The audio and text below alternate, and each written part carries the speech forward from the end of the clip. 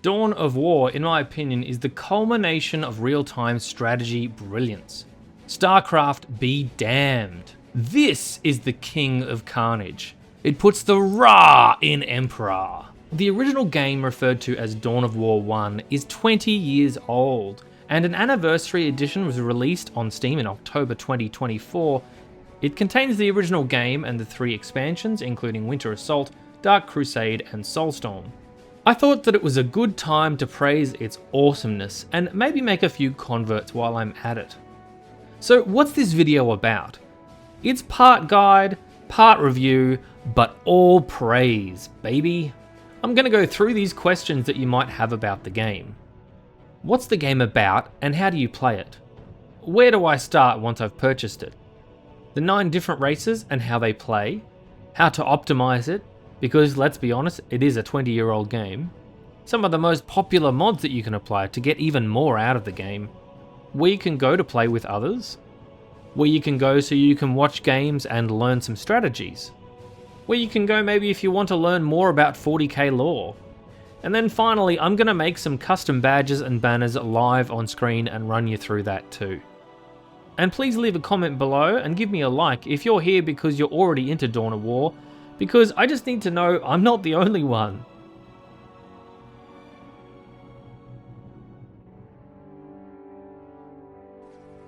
Really simply, Dawn of War is a real-time strategy game where you pick one of up to 9 different races.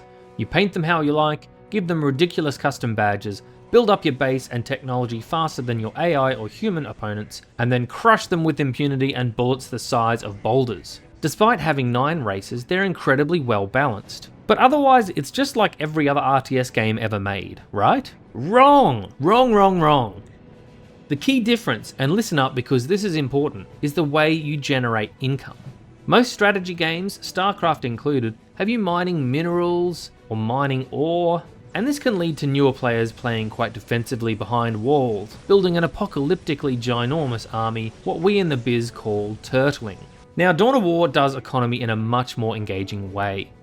You get money by claiming strategic points, checkpoints on each map that have strategic value for attacking or defending. You send a squad to claim these points, you build up a defensive post so you can milk it for requisition, invest in tech or more military might to push on towards the next point. All of this just works. Thanks, Todd. Now get back in your Todd hole. This whole economy rewards those players that explore the map and contest the far reaches, and guess what? In doing so, it creates points of conflict, points of ebb and flow. You'll gain here, but it's only because it was a distraction, and you fell for it, you muppet. They're actually pushing over here. It makes for constant and exciting battles that can make or break a match. Now often in a 1v1 game, it will likely last no more than about 20 minutes. By then, it's pretty common there'll be a clear winner, even if the death blow hasn't yet been brought to the opponent's base. This game has that secret sauce. You know that thing that keeps sucking you back in after years and years of playing it? For Dawn of War and me, it's been 3 things. The exceptional voice acting, the synchronized kills, and the customization of your armies. You can paint your armies in ridiculous amounts of different ways, and spruce them up with badges on their chests or arms, and banners that they kneel before like they're praying at some kind of demented altar. And you can make these things yourself, easily for free, and I can show you how at this video link above. Or you can see later in the video me making one of these off the cuff live. I'll put the timestamp here.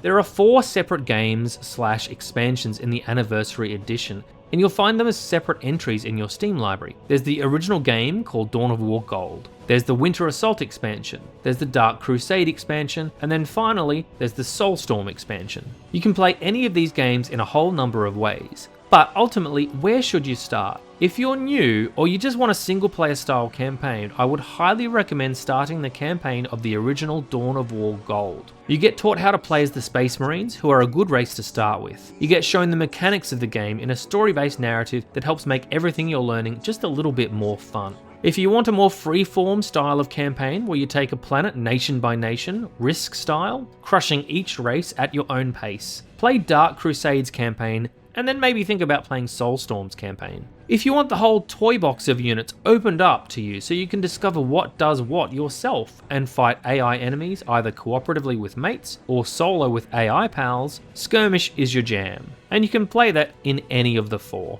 If you think that AI is for chumps and you're hankering for human souls to crush, play multiplayer in Soulstorm and crush some Xenos. Be aware if you want to play against other players, be careful where you and your intended multiplayer mates purchase Soulstorm from. If you buy from Good Old Games, you'll seemingly only be able to play with other people who have that copy as their game version, because it's an older version that's not compatible with Steam or other versions of the game. If you buy from anyone but Good Old Games, GOG, you should be good to play with anyone else as they all carry the same version of Soulstorm. Alright, let's introduce you to the races so you can get an idea of where you might want to start in your multiplayer matches.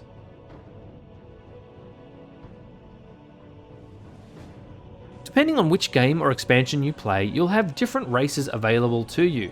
As you go down the expansions, you'll be able to play the races from previous games plus a couple more, until you get to Soulstorm where you have the full 9 available to you. So here goes, Dawn of War Gold. You get 4 races. Space Marines are the 10-foot roided up super soldiers who crush boulders and scream "Brother" at everyone. Brothers! They fear nothing except failure and have a seething hatred for anything that isn't human and bowing to the Emperor. Forgiveness is delivered by Boltagun, and for them, excessive force is just another Tuesday. They're often the race that new players start with because their foot soldiers are pretty hardy, but also versatile. They can do melee or ranged with fairly equal effectiveness. They do solid damage against infantry, but you can also outfit them to see cloaked or infiltrated enemies with creepy floating things called skull probes. Or you can give them bazookas to answer any armoured vehicular threats. They're reliable and versatile, and the hero is a frontline wrecking ball.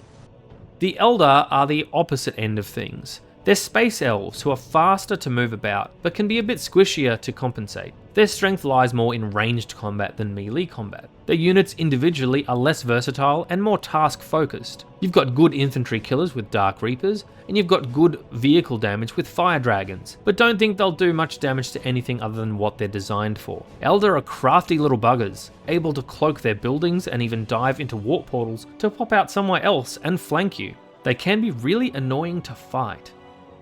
Orcs are very easy to explain, but potentially harder to play as. They're big, green, muscled idiots who kill anything that's not green. Mostly a melee force, although they have a few fun ranged units as well. They're quite a bit more hardy than Eldar and even some Space Marine units, but their damage output isn't always up to snuff. They've got the funniest voice acting in my opinion. Orcs, orcs, orcs, orcs, orcs, orcs, orcs, orcs. We'll make it orky. And actually, if you look at their lore in 40k, it's just the most ridiculous of all the races in the best possible way. They build the crappiest metal objects of anyone, and when it breaks, they slap a sticker on it. Job's a good 'un, boss. They're just kind of awesome. Chaos Space Marines are essentially just Space Marines that spurned the Emperor and got seduced by the demons of chocolate and sex. They glow red because they're horny for chocolate all the time, and their faces look all messed up because of all the acne scars. They play similar to Space Marines, although they've got overall more of a bend towards melee strength and less hardiness than their Emperor-loving former brothers. In the first expansion, Winter Assault, we were brought one of the more popular factions into the game, the Imperial Guard. The Guard are like the pathetic humans in Helldivers or in Starship Troopers. They're an infinite bunch of guys like Trevor from work who just put on armor made of graphite and get given a gun that shoots tickle beams. And when they die, they're replaced by 16 more. Expendable is the word. You know you're playing the Guard correctly when your lost unit count is more than triple your kill count. Their redeeming factor is the amazing armoured units and their defensive structures. If you do want a turtle, you want the Guard. Wall up, build endless turrets, and sit back and shell the bastards with artillery for days. The second expansion was called Dark Crusade. Where are the zombies, I hear you say? Well, enter stage left, the Necrons. These dudes have such a tragic backstory, which I'll let you read about yourself, but suffice it to say, these guys are like slow-moving Terminators that can reform themselves when they die, and carry guns that rip molecules from your body in terrifying ways. They feel no pain, they feel no mercy. They rise from the ground, grab you by the skull, rip it off, and toss your corpse aside like they're ordering a sandwich. They're slow-moving death, and it's all kinds of awesome. They hit hard, and they have some seriously strong units, but their downside is their speed. They're pretty slow-moving, and they have a slow economy. The Tau, often called the Space Communists, are mostly made of anime robots and blue people wearing tech suits. They're probably one of the youngest races in the universe, but they've made up for it with stupidly advanced technology for their age. They believe in the greater good.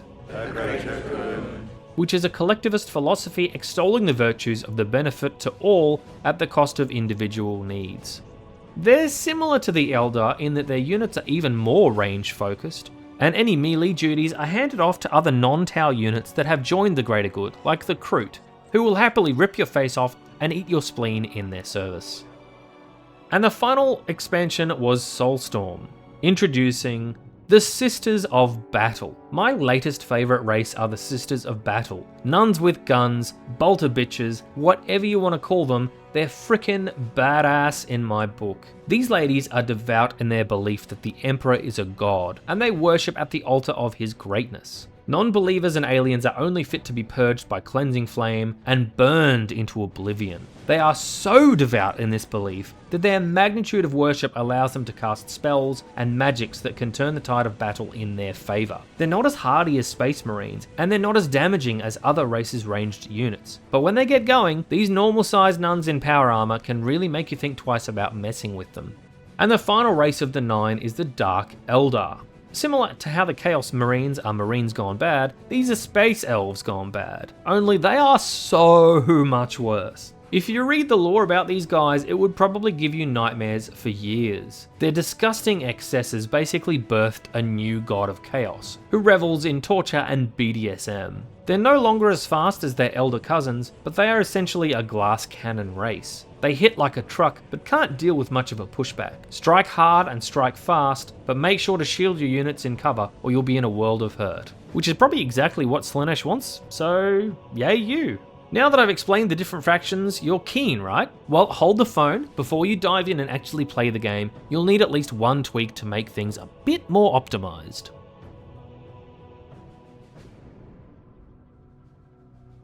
Okay, straight up, the game's camera sucks. It's so close, you can almost see the nose hairs on the Force Commander. In order to give you a wider view of the battlefield and make the game infinitely more playable, here's what you need to do.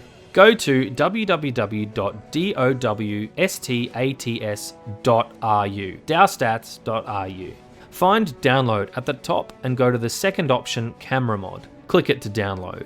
Unzip it and dive down through the engine folder and into the folder named data. Copy the file that says camera_high.lua. Okay, this next part is critical. Go to your Steam launcher and find Dawn of War Anniversary Edition or Soulstorm or whatever game that you're going to play. Right click and choose Properties, and then go to Installed Files and click Browse. This will take you to the installed directory. Now go to the folder that says Engine and then go to the Data folder. And once you're inside that folder, paste the camera file in there. Done. Easy, right? You'll go from this view to this view. And my god, does it make a difference. Now this doesn't affect multiplayer games in terms of counting as cheating, it just gives you a much easier view of the battlefield to play the game. Now the other fixes depend on which of the 4 games you're going to play. If you're going to play Dawn of War Gold, be aware that it doesn't support widescreen. So if this is going to be a problem, you can stretch it a little into widescreen with a fairly easy fix. Follow this guide by Yoritih, link is in the description. I just grabbed the 1920 by 1080 files and pasted it into my directory and went from this to this. One final note on optimizing for Soulstorm, I strongly recommend downloading Dawn of War Mod Manager, which I'm going to go over in the next section, mods. This program not only is absolutely necessary for managing all the various mods that you might want to switch between, but it's also great for tweaking vanilla Dawn of War to either get rid of that high camera fog or forcing high poly textures. Just trust me and make sure you get this mod. I promise it will make both vanilla Soulstorm and modded Soulstorm so much easier to handle.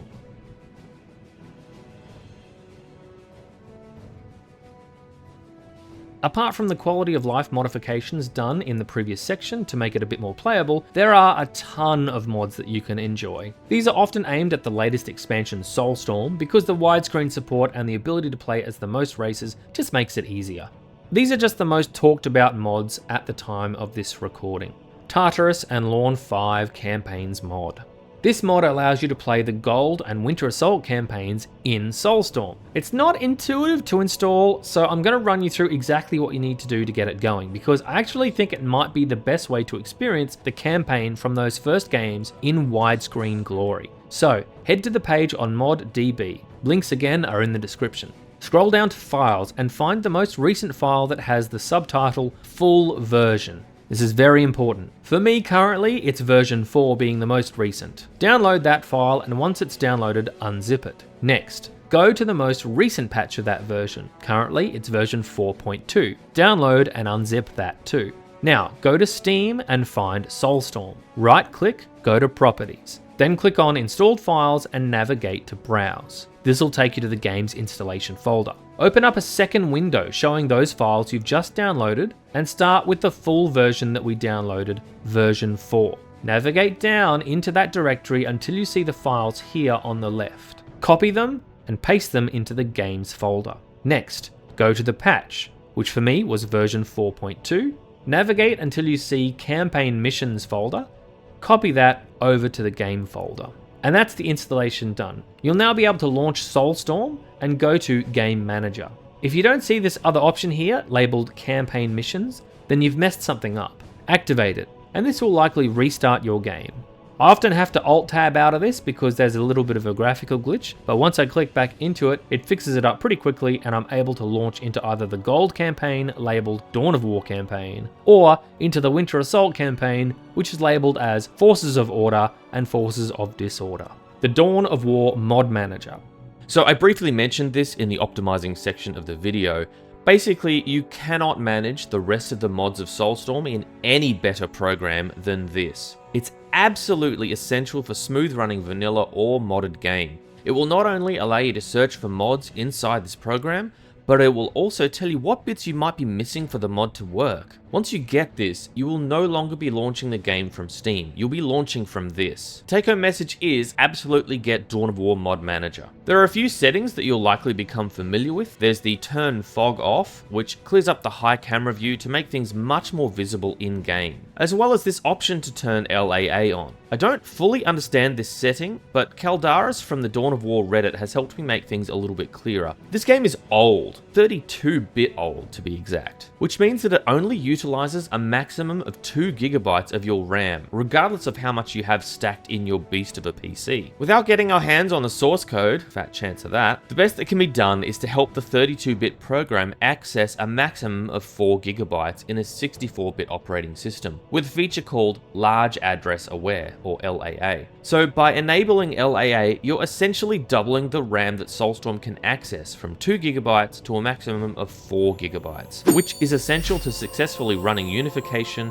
Ultimate Apocalypse, basically any mod I mentioned from here onwards. You cannot play these mods effectively without the LAA setting. For a much better guide on how LAA works, check out Tartarus' channel and his video on Unification setup. Link will be in the description. Be aware, if you're playing multiplayer with someone else, make sure that you both either have LXAA on or both have it off, because if you both don't have the same setting here, you won't be able to play together. Unification mod. This is a massive mod created by Team Unification and was released in 2021, and it allowed new races, new units including Titan units, as well as brand new play modes like survival and assault modes, which put you in nail-biting battle after battle. There was even updates to the campaign itself. It's biblically big, and it has a total of 36 playable races. If you want to take a closer look at Unification and what it can offer, I'd recommend checking out some gameplay guides on the Laughing Max's channel. Tartarus also has a whole bunch of PvE gameplay content on his channel, so it would be a great place to visit to see if this mod is something you'd be into. There's also some cool content on Connor Bread from Far Beyond's channel that has both PvE and PvP content, so that might be worth taking a solid look at too. Ultimate Apocalypse. The Ultimate Apocalypse mod was another humongous mod that came from some hugely talented coders and artists. It's an older mod, predating the others I'm mentioning here, but it's still getting updates. It also has a crazy number of playable races, including the likes of Tyranids, Inquisition, and the Chaos Demons. It too has Titan units available, like the Unification mod and the Crucible mod. If you want to check out what UA has to offer, it would be worth seeing some of the matches on official Mr. Landshark's channel. Captain Shaq at the XP Gamers also has a few videos, but they're almost 5 years old now. The Crucible mod. The Crucible mod is made by a breakaway team from the Ultimate Apocalypse, or UA mod. It seems that the Crucible team is aiming for lore-accurate models that are better balanced for multiplayer matches, but still with large-scale battles firmly in mind. Crucible boasts 12 races to play as in Skirmish, and allows playing the normal 9 races plus the extra bits that the mod has put in the actual Soulstorm campaign. Escali A23, who I think is one of the mod developers, has a bunch of race guide videos to check out specifically for the Crucible mod. He also has a helpful guide on installing it. Dawn of War Pro mod. Dawn of War Pro is heavily focused on providing a well-balanced PvP experience above all else. It currently allows 11 races to play as, and there are graphical improvements as well to really bring some of those models and textures a little bit closer to the modern day.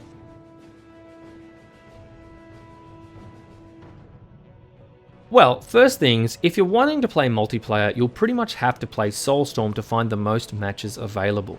The two places to go would be either the Discord channel for Relic, or potentially to join the Dawn of War Reddit group and see if there are people around who are keen on playing multiplayer.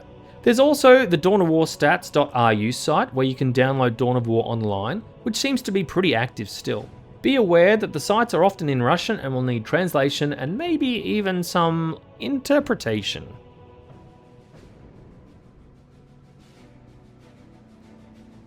There's several YouTube channels where you can go and see others play Dawn of War, mostly in a PvP setting, but sometimes also in a PvE setting. I'd highly recommend checking out Astro Hero's channels for tips on gameplay, as well as his other channel, W40K Veteran, where he looks at other players and gives a commentary feedback as he watches their replays. Official Mr. Landshark is also a great channel to go and check out his commentary on 1v1s, 2v2s, and even up to 4v4s on occasion. He's fast talking, but quite entertaining, and there's a lot to like about his commentaries. Jagazart has now given up doing Dawn of War commentaries, but there's still a few of his videos that you can find at his channel, and in his stead, you've got Duzzy's channel, which has been picking up a lot of the commentaries on the game in the community, as well as holding occasional tournaments and the like. All of these channel links will be in the description.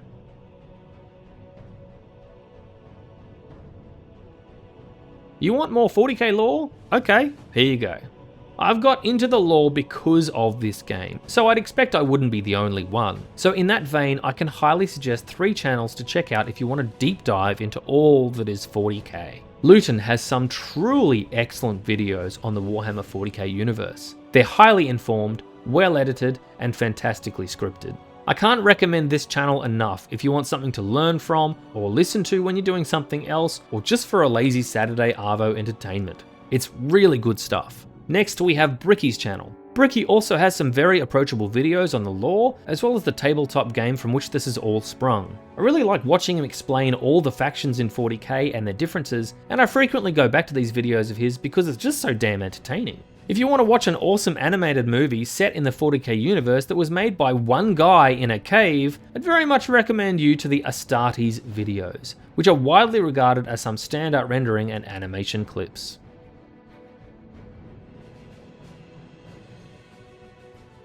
Okay, now that's all done, I'm going to show you exactly how to make your own custom badges and banners that you can see on your little soldiers in-game wearing and raising, which heightens the satisfaction when you take another point. So first thing, you're going to need some software. Don't worry, it's totally free to download. It's called GIMP, and if you're not familiar, I think of it like Photoshop and MS Paint had a baby and gave it away free? No, that sounds awful, I can't say that. Okay, it's slightly worse Photoshop, but it's free and I love it. Now I'm going to come up with a faction with a badge and banner in mind right off the bat now. So I'm thinking I quite like the Sisters of Battle, so let's do a Sisters of Battle themed badge and banner. So I'm going to think of something, let's just go with something like the Eternal Flame Song by the Bangles. No, not quite. Not quite the Bangles. Eternal Flame Legion, let's go for.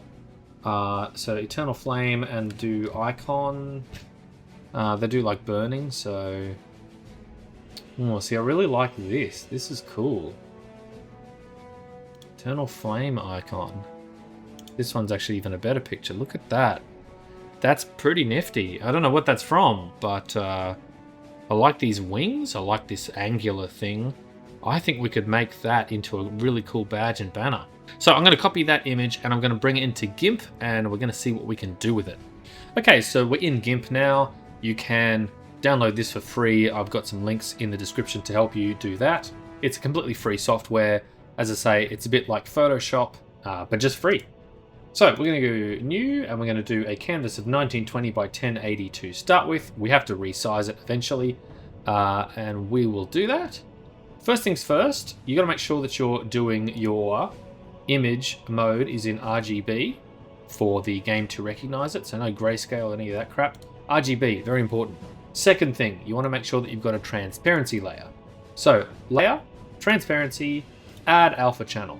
Okay, so that's the first two things done. Now we've got our layers over here on the right. We've got a background layer here. I am just going to get rid of that. So we're going to do select by color, left click on this, and I'm going to press delete.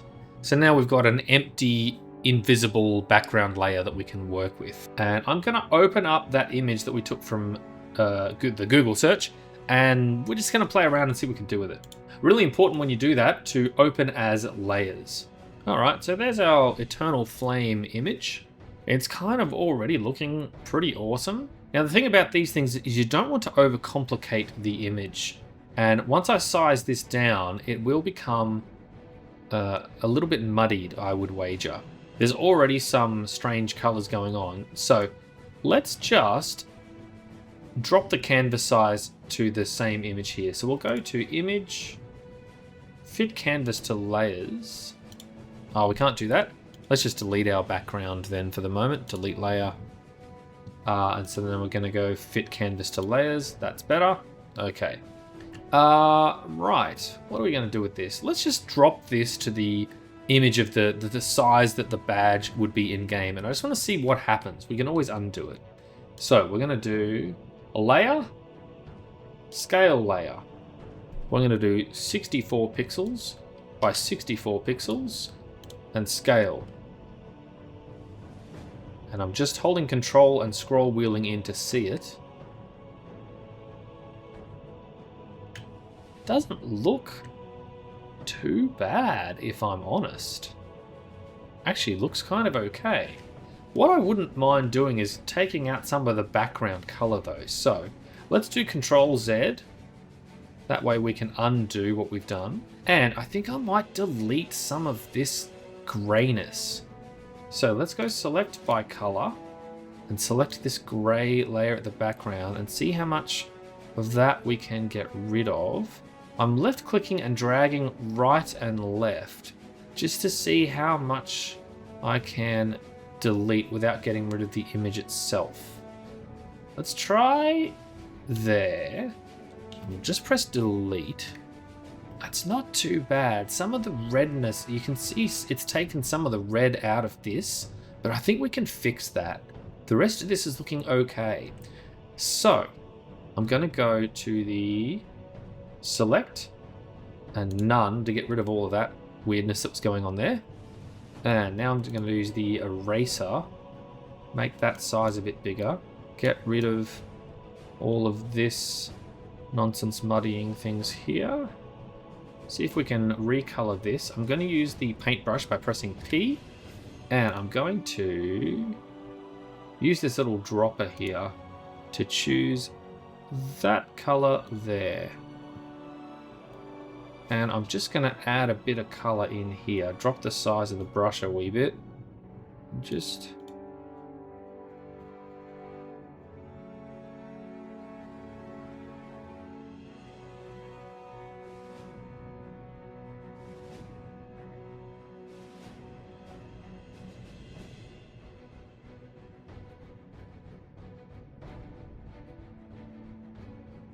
Alright, how's that look? Which is not too bad, I think. I think we've lost our transparency layer, so add alpha.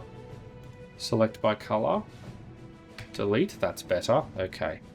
Lost our alpha layer there because we deleted our background. Have to always make sure you got your transparency set up. So I'm actually pretty happy with that. That's looking pretty good. You can, of course, fiddle with this. Let's just get rid of that selection. None. You can go up to, you know, change the color balance if you want and mess with this and, you know, make it all sorts of weirdness, or you can just recolor it however you want. But I like the way that is there, I think. So we need to shrink this to the right size for a badge and a banner. So let's go to, first of all, what I might do is I might just select just the image itself like that. Make sure it's really close. Let's bring that down a smidge. Okay, that's good. Now I'm going to just say, see if I can fit the canvas to that size. Image. Fit canvas to selection. Yeah, okay, that's good. Happy with that. Let's try scale image. 64 by 64. Unhook that. It's got to be 64 by 64. Scale. I think that's come up okay, actually. I quite like that. So, now that we're happy with our selection, I'm going to go to File, and you can save this. It's probably best to save it as a GIMP file first, so save it as an XCF, so let's do that. I'm going to call this Eternal Flame Sisters XCF. That's just as a GIMP file. Save that. And now I'm going to do Export As. So, this is really important. I'm going to save this as a badge because it's 64 pixels by 64 pixels. So we're going to say Eternal Flame Badge, and it's got to say .tga. That's really, really important. Okay, so we hit Export. We don't want any RLE compression, so untick that and make sure that's set to bottom left and Export. Now we want to save this as a banner. So we need to change our canvas size. Canvas size 64, and we want to make the height now 96. So we're going to resize that. So now the canvas is slightly longer. We can choose our little image here, press M for move, and drag it down to where we want it. Say there. That looks pretty good. I'd say that's fairly central. And then we'll go File, Export As, banner.tga. Export. Same thing, untick RLE, bottom left, export. Now, what you want to do is make sure those two files, the banner file is in the banner folder of the game, and the badge file is in the badge folder of the game. So, we go to Steam, and you find whatever game you're going to play. I'm going to play Soulstorm. So, Properties, Installed Files, Browse. And on the right here, you want to make sure that you find your badges folder and your banner folder. Bring up another window. So here's my second window. I'm going to go into the badge folder. The Eternal Flame badge file, which is a TGA, I'm going to copy into the badge folder. And I'm going to go to the banner folder and copy the TGA banner file into the banner folder. Done. Now we can open game and start messing with some colors. Incidentally, I use Dawn War Mod Manager for whether I'm playing native or all of any of the mods here. So it's really helpful because you can do disable fog selections, you can force high poly, you can get rid of the movies at the start if you don't want that. So I'm just going to play the base game, but I have all these selection settings already managed. So I'm not going into Ultimate Apocalypse or Unification. I'm just going to do start base game. Okay, here we are in game. I'm going to choose a game to play as the sisters. I'm going to go to Skirmish. Let's select, what do we want to play? Dead Man's Crossing? Sure, let's play Dead Man's Crossing. So, I'm going to play as the Sisters of Battle. I'm going to select the second team as random. And I'm going to go a little pot to change my color and my faction. Here's the Ardent Flame that the sisters come automatically with. which is actually a pretty cool color scheme, I have to admit. You can see the badge showing up on their shoulder, and when they raise the flag, you'll see the banner. So, let's go new scheme. We're going to call these sisters the Order of the Eternal Flame. Sounds pretty cool. I'm going to go to my badge and preview. There's my, these are all the other badges that I've made in the past. I'm going to choose this badge and click OK. That's already looking pretty awesome. Can you see it on the shoulder? Yes, you can. Look at that. That is freaking cool. And because of the negative space, you can see that the color is showing up on her armor. And it should even show up if we've got an exorcist. It should show, where is it? On the back there. Ha ha ha. That's amazing. That is really cool. Okay, so back to our little sister. We're going to change the banner to the same image in the banner. Okay, so now we get to play with colors. How are they going to look? So it looks like this primary color is affecting the back of the banner. So let's see, what can we do? The flag, do we want it to come up? Oh, that's nifty. You can actually see it a lot better in that. We want to come up like a dark kind of grey, grey-green. Yeah, alright. I'm digging that. You can at least see the icon a lot better on the shoulder that way. How's the Exorcist look? Ooh. Okay, that's pretty cool, but you can't see the... on the back there, the white colour is there, but that's fine. That's okay. Alright, so that's our base. Our secondary colour is probably where the Exorcist is going to come in. I suppose it's flame, so we should have ultimately some red sort of colour. Or maybe orange. Let's do some orange. Let's make it really, really orange.